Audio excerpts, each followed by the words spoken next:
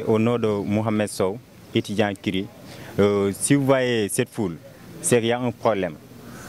Tous ces étudiants que vous voyez sont des victimes d'une réorientation qui a été faite par le recteur, par le DAP, mais sans une raison.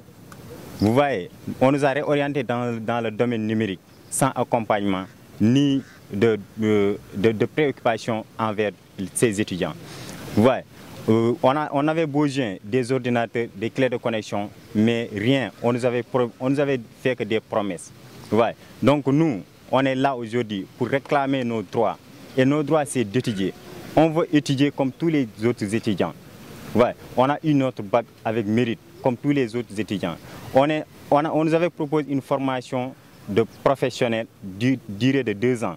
Mais actuellement, on est à la fin. Et on n'a pas de compétences pour cette formation. Vous voyez? Donc nous, ce que nous réclamons, c'est de continuer nos études jusqu'à master. Et aussi, autre chose, des ordinateurs, des clés de connexion pour les nouveaux bacheliers. Autre chose, les codifications. On est là depuis 2 ans. Personne d'entre nous n'a pas codifié. Et ce n'est pas normal. On a toutes les conditions pour codifier comme tous les autres étudiants. C'est ce que nous réclamons. On a essayé de faire tout possible pour discuter avec les autorités de l'ICAD, mais ça n'a pas abouti. Jusqu'à présent, on n'a pas de retour. Et nous lançons un appel à toutes les autorités, à savoir le ministre de l'Enseignement supérieur, le recteur et les doyens des facultés pour qu'ils nous aident. On veut étudier. C'est tout simplement ce qu'on veut. Alors vous avez menacé également de bloquer les examens, si vous pouvez revenir là-dessus. Si, il n'y a pas de blocage d'examen, on a arrêté les cours. Okay. Parce que nous, on ne peut pas faire une formation professionnelle sans avoir des amphis ou bien sans faire des cours TP, quelque chose comme ça. C'est dans le numérique. Le numérique, quand on parle de numérique, on a besoin de matériel, on a besoin des ordinateurs, des clés de connexion et aussi de stabilité. Vous voyez. Mais tout ça, on ne l'a pas là. Mais on n'a pas acquis des compétences nécessaires pour prendre fin de cette formation.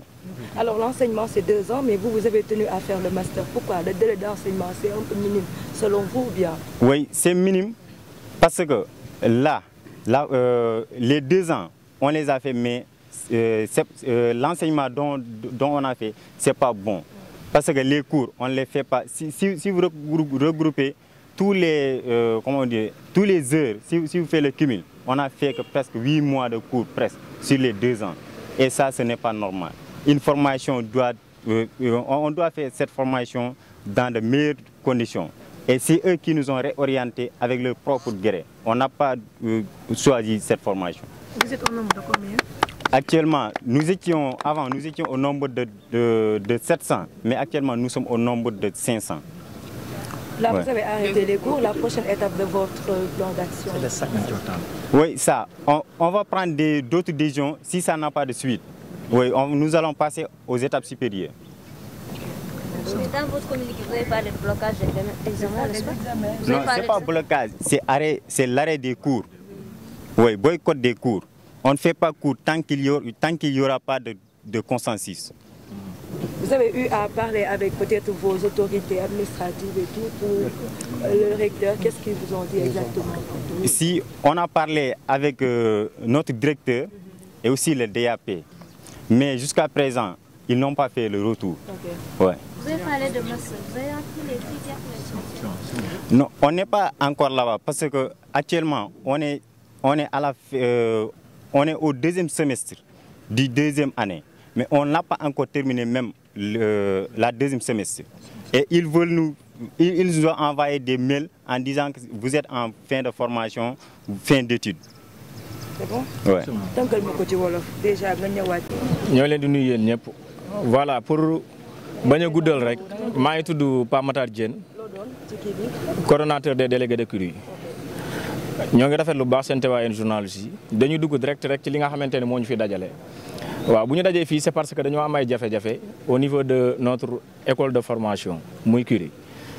Depuis 2 ans ñun ñoo ngi fi nekk fi ak suñuy nawle ñëwandoo fi ak yeneen institut tamit ndax 2020 rek la ñu proposé ay réorientation fii nag ñi ngeen fi gis ñëpp ak ñi ngeen fi gisul ñëpp orienté woon nañ leen ci ay faculté ñii ñoo ngi woon fac lettres ñii beneen faculté mais dañ leen a proposé yeneen proposition de réorientation biñ ko accepté ci la ñëw ci institut bii nii muy institut informatique nag ku wax xam ni c'est dans le domaine numérique ñu ñëw ba fii ñu wax ñu ni 2 ans la 2 ans ngeen di def seen DUT après ngeen dem mais ci biir loolu ñun dem nañ def suñuy propre investigation gëstu xam ni école de formation bi du 2 ans mais 5 ans la mën nga fee ñëw def fi sa formation pendant 5 ans mooy di nga def les 3 ans licence di nga am aussi sélection master confirmation bi mi ngi nii ci flyers bi ma yor nii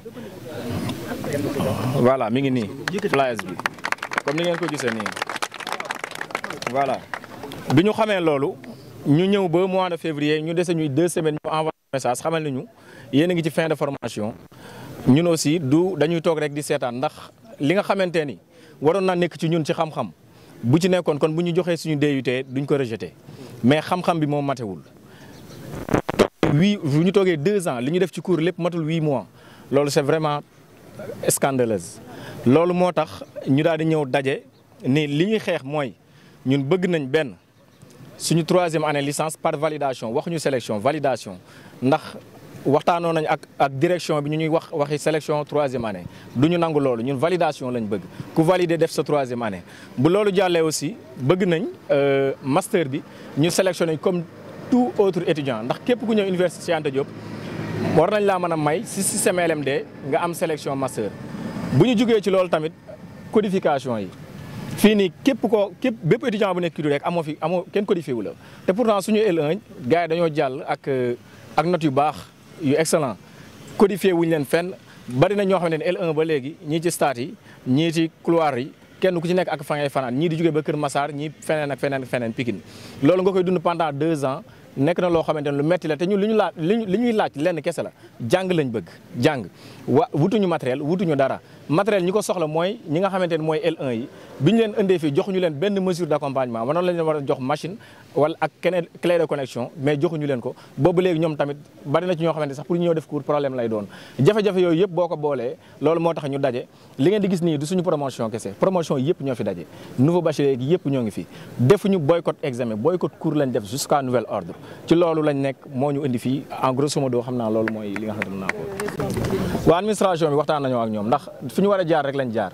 xëy ñu rek def point de presse dem nañ waxtaan ak suñu direction bi ñu waxtaanee ak moom daf ñu ni loolu mën na nekk mais dafa laaj ay waxtaan ci biir loolu nag da ngeen di delluwaat ci classe yi ñu ni ko ñun mënuñoo delluwaat fekk amuñu retour bu favorable ci la ni bu dee da ngeen di def ak man bras de fer allons-y bi mu ko waxee dem nañ ci DAP bi ñu demee ci DAP waxtaan ak moom mu jox ñu ay propos yu rassurant xamal ñu ni mën na nekk mais li tax loolu mënuñu cee sukkandiku ba delluwaat ci classe yi mooy suñu L1 bi ñu amee même jafe-jafe yi bi ñu demee dañoo toog ak recteur mu jox ñu les mêmes promesses jusqu'à présent amul lenn luñ ci def kon loolu warul mën a tax tey ñu arrêté suñu mot d'ordre di delluwaat ci classe yi sans pour autant ñu am benn retour bu favorable. Merci. Incha allah nañ ci waxtaan suñu biir. Merci.